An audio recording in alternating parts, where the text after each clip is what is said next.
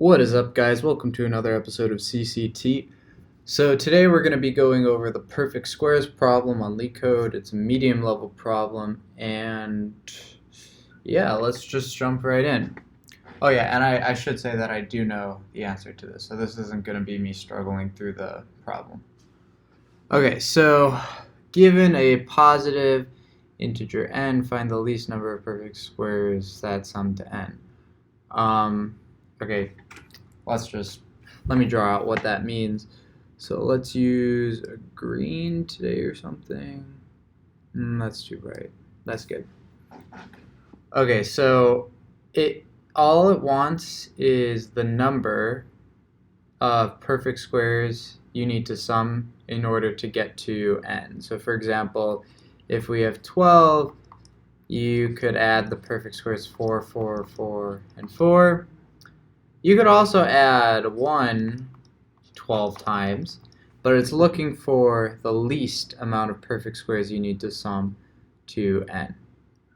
And you don't even have to return like a vector of the numbers. All you need to return is how many you used, so 3. Okay. So at first, when I was looking at this problem, I just had no idea how to do it. Like, if I had n, okay, let's do 12 again. Whoops. Like, I thought at first maybe a greedy algorithm where I just took the greatest sum, or the greatest perfect square that's less than 12, subtracted it, then took the greatest square from that. So then, like, maybe I'd take 9, and that would leave me with 3, and then I would have to take 1 because that's the greatest perfect square less than 3, and then 1, and then 1 again. So that would get me 1, 2, 3, 4. And of course the answer is 3 because you could do it better than that. You can have less perfect squares that sum to 12. So I guess this kind of rules out the greedy algorithm working. But then I thought, like, how am I supposed to go through every single combination? Like, the only way I could think of doing this is going through, okay, 12 minus 9 equals 4, and then like maybe recursively then go through 4, and then like find the smallest amount of, okay, this is what I was thinking. I was thinking we'd have a function that can take in a number like 12, and then I would go through all the numbers and I would subtract it and then call foo again. So maybe like for some numbers, and then it would get to 9, and then inside it would be foo of 4, and then ultimately it would return the least amount of perfect squares it takes to get to 4, and then maybe I could add that to here, so plus 1, I don't know, like min or something, where I'm finding the minimum 1 as you go through the perfect squares here, and you get to 4. Wow, that was really confusing. Sorry. Let me write out more concretely because I'm kind of like thinking of this on the spot. So let's say foo is supposed to return the number of perfect squares that add up to the n, or the least amount of perfect squares. And then you just go through for I equals 0 to I is less than n or something, and then you call, you have like a min here, you're holding on to a min, and then equals like int max. And then you have like take the min equals min of min and foo of n minus I or something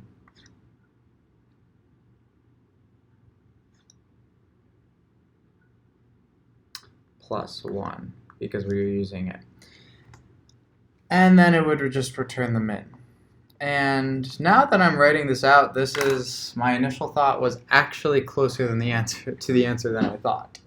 But when I was thinking of this, I just thought this is just way too much recursion, way too many combinations.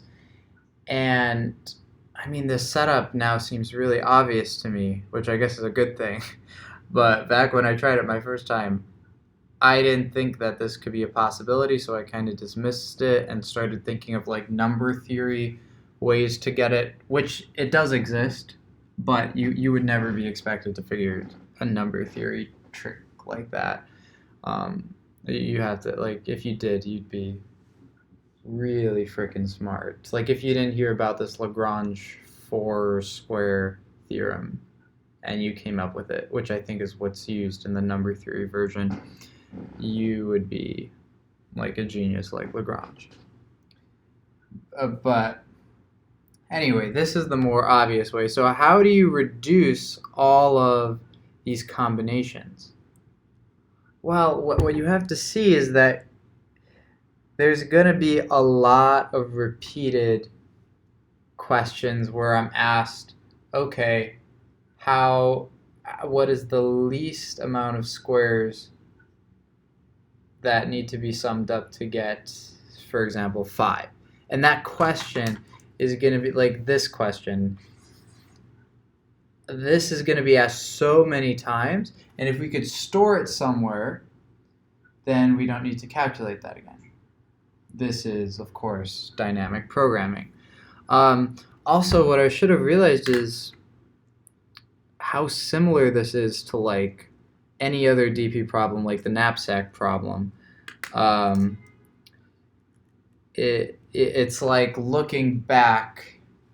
So let's quickly go through the idea of the knapsack problem. So you have this, which is like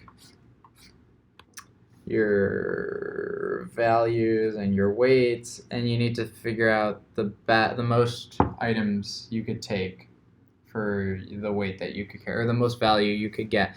And when you're thinking of, oh, okay, what's the best value for this specific weight, what you could do is you could start going through all of the items, and you go back in the weight and you could see which has the best value. So here what we're going to do is we're going to do this bottom up. We are going to, so like imagine if you get to the point where you're trying to figure out what's the least amount of perfect squares that sum up to here. Well, what you could do is you could go through all of the perfect squares. That's not what I meant to say. All of the perfect squares that are less than this, subtract n by all of those perfect squares, and once you subtract n minus ps, maybe that's here, you consider, oh, how many perfect squares did it take to get up to here? And let's say it's like x. That means that it's possible to get to here with x plus 1, because you could just add this specific perfect square. And then you go through all of them. Maybe this is the next one you look at, and this is the next one. And then you just go through all of the perfect squares and find which one out of like all of these had the least perfect squares to sum to it. And then you continue to do this up until you get to here. Alright, so what's the complexity of this? Well, it's definitely something. It's O of and maybe something more, n being the size of the number. And then for each one of these, you have to multiply, or you have to check the number of perfect squares that are less than it. I mean, is there any way to figure out how many perfect squares are less than n?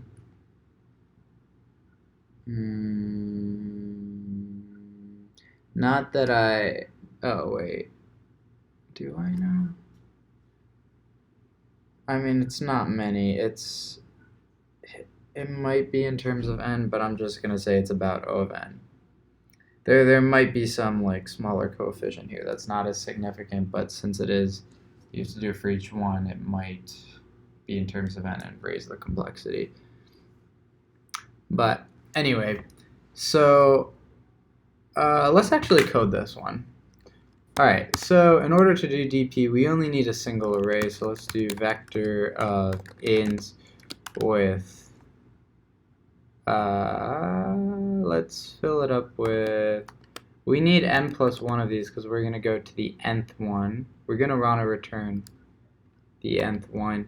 And what is the max? The maximum number it could be is n plus 1. Well, technically it's n, right?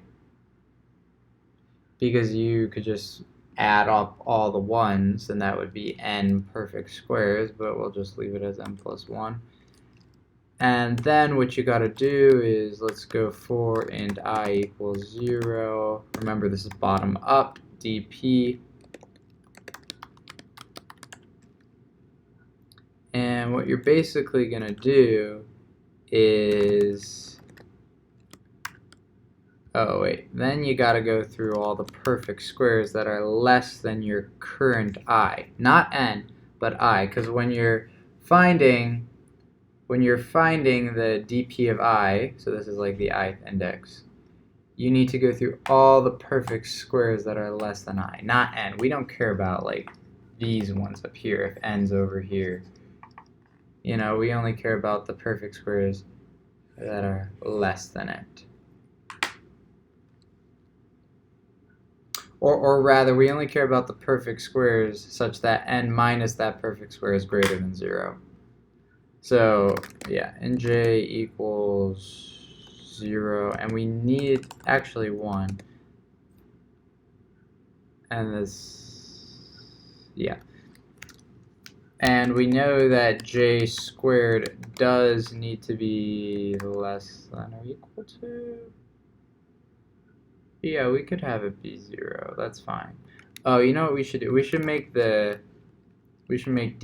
of 0 just be 0, so that way if it does get to 0, then the count is 0. J plus plus, and then let's just keep this simple. So dp of I is going to get the min of, so either whatever is in current dpi, which it starts off as n plus 1, so hopefully it doesn't stay there, and whatever dp of I minus j squared is plus 1. Plus 1 because that minus j squared is like, oh, we're gonna, that counts as one of the perfect squares that's being added to the total. Okay, that looks good, and then maybe we could just return dp of n. Notice again how we made it up to n plus 1 so that we can return the dp of n. And we probably want to go up until n. Alright, that looks good. Looks cool. Nice. Let's submit it. Okay, sick. So I think if you want to get the absolute fastest time, you have to use the number theory trick, but whatever. So just to recap, the way to think about this is to maybe try to think of brute force, and then try to think maybe a greedy algorithm works, figure out that it doesn't work, and then I feel like almost all greedy algorithms can be solved nicely with dp. Or I mean, that's probably not true, but it just this is also very similar to a lot of other deep problems where if you take away from it, or like there's a lot of repeated questions that could be asked if you're doing brute force, like how many perfect squares does it take to get to this number? And then that's asked a whole bunch of times in order to get, like, how many times does it take, how many perfect squares does it take to get to this number is asked when it's n minus ps, or let's write n minus 4, but then it's also asked when it up here when it's n minus 16, so it's asked twice, and instead of recomputing that, we can just know the answer. Alright, well, I hope you guys learned something from this. I'll see. Oh wait, one more thing. If you have any suggestions for what you want me to do, any Leetcode problems, any concepts in general in CS, as you know, I mean, like, I don't have that many people that watch my videos, and if you got to the end of this video, I want to give you something a little special. So I will take any video requests that have to do with CS, of course. Preferably either Leetcode or some coding concepts. I'm open to doing any videos for you guys. So just tell me in the comments or personal message me, and yeah, I'll definitely do them. Okay, I'll see you next time. Bye.